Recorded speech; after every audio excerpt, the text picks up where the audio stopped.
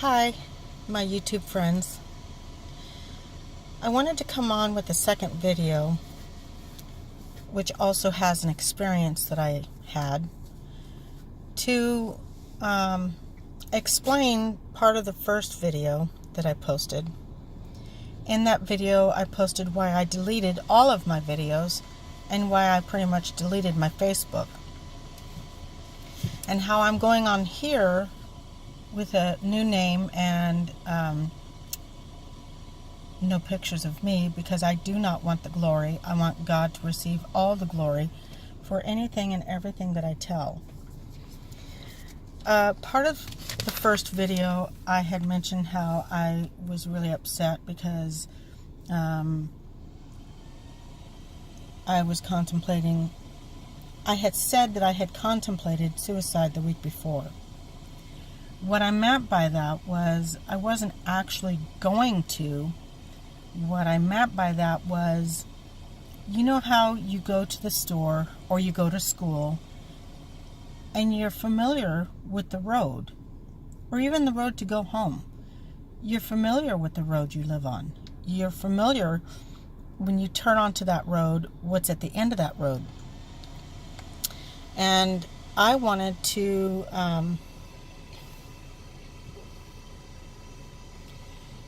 explain that what I meant by that was the way that I was feeling that night. That road looked familiar. The pain I felt was familiar. And I had experienced that pain 23 years ago. And that pain was, I didn't want to be the cause of ruining my kids' lives. I do not plan on ever committing suicide. I know God has a plan for me. But like I said, I know what that road looks like, and I did not want to be on it. That leads me to my experience that I had 23 years ago. I think it was 23. I titled this one in a booklet that I wrote.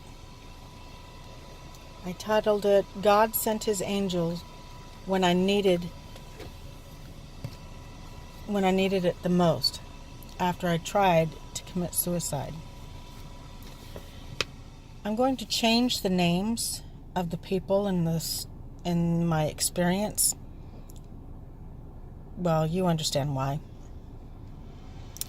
November 1995, the day after Thanksgiving, when I sat on my bed feeling the lowest I'd ever did in my life, consistently getting help and advice and encouragement from my husband as my role of wife or mother, housekeeper, organizer, I felt like a failure.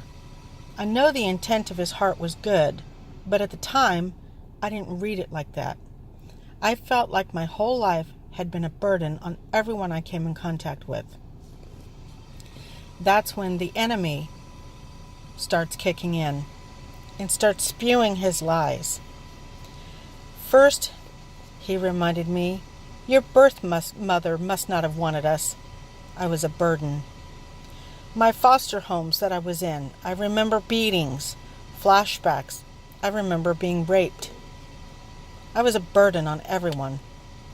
Adopted, age 7. Adoptive parents beat me, called it tough love, because some psychologist told them that I needed tough love. The adopted dad molested me and then called me a slut, a liar, a drug addict when I wanted to take aspirins for the constant headaches that I had, and a sinner.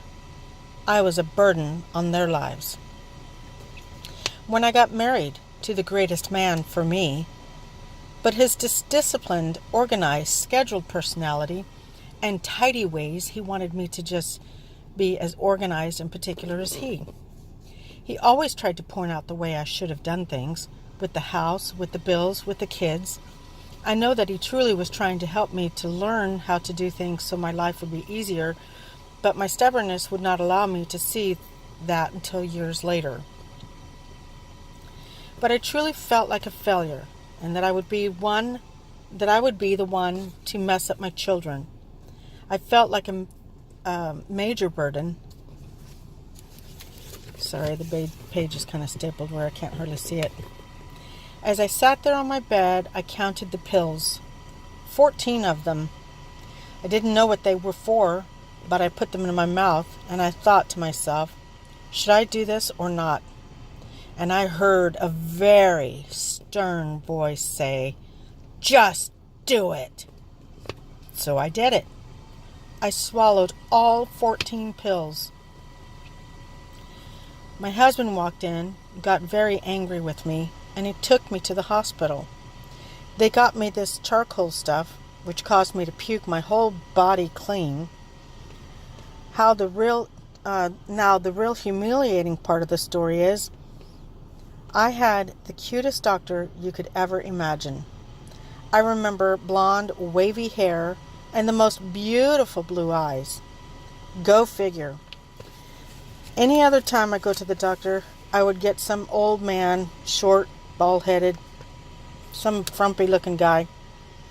Anyways, this was the cutest doctor ever.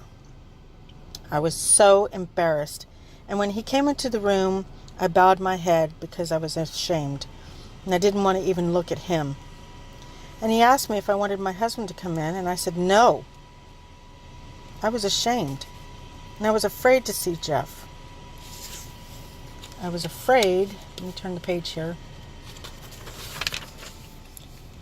Sorry, probably wiggling the phone too much.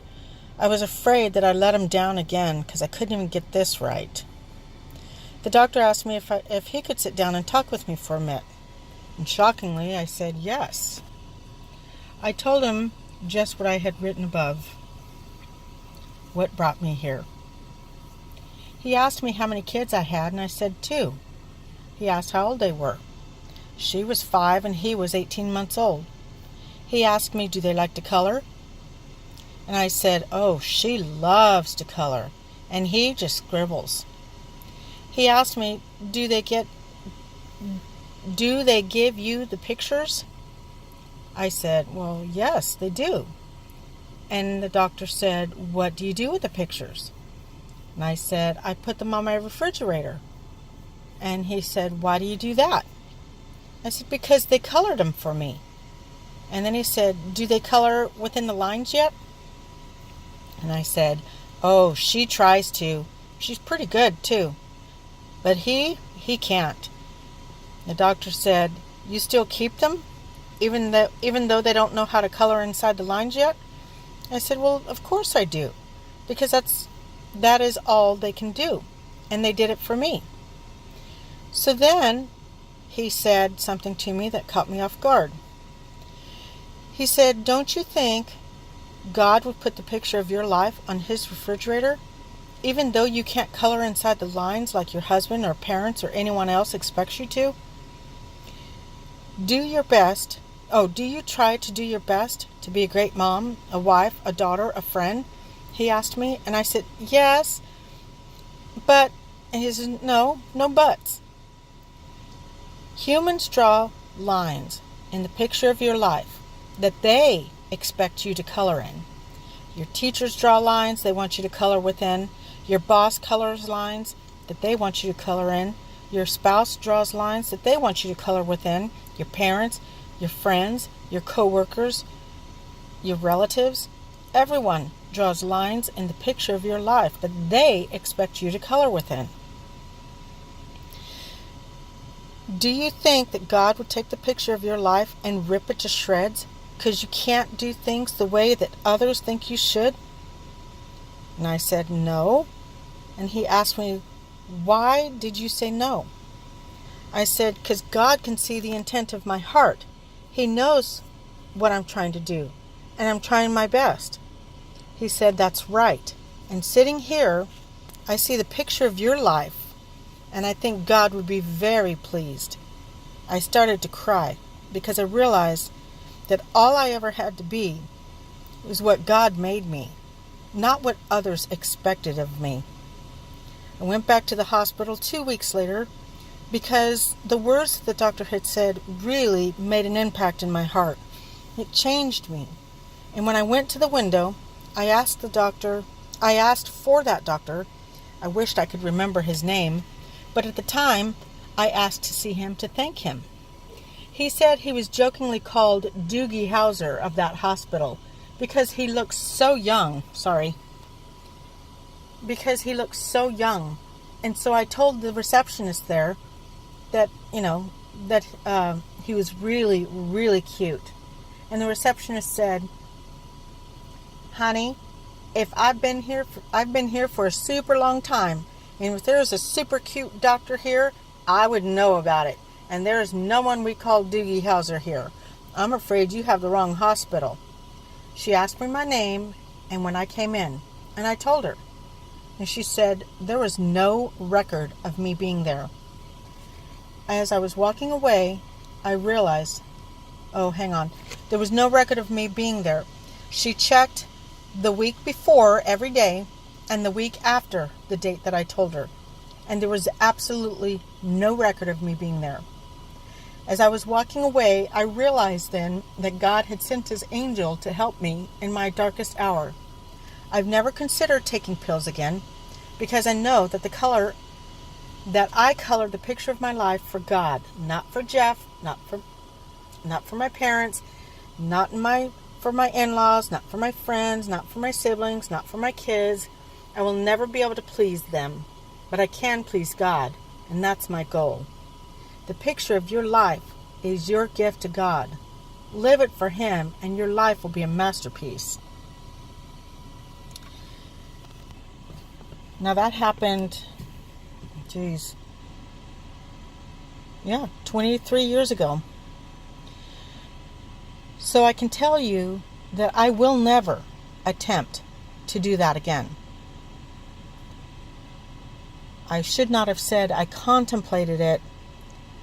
I should have said I know what this road feels like and I don't want to be on it. I realize and I understand that if I had succeeded then, I would have ruined my kids' lives. I love my kids more than they will ever be able to comprehend. Well, until they have children of their own. Then they'll be able to understand the depth of love that I have for them.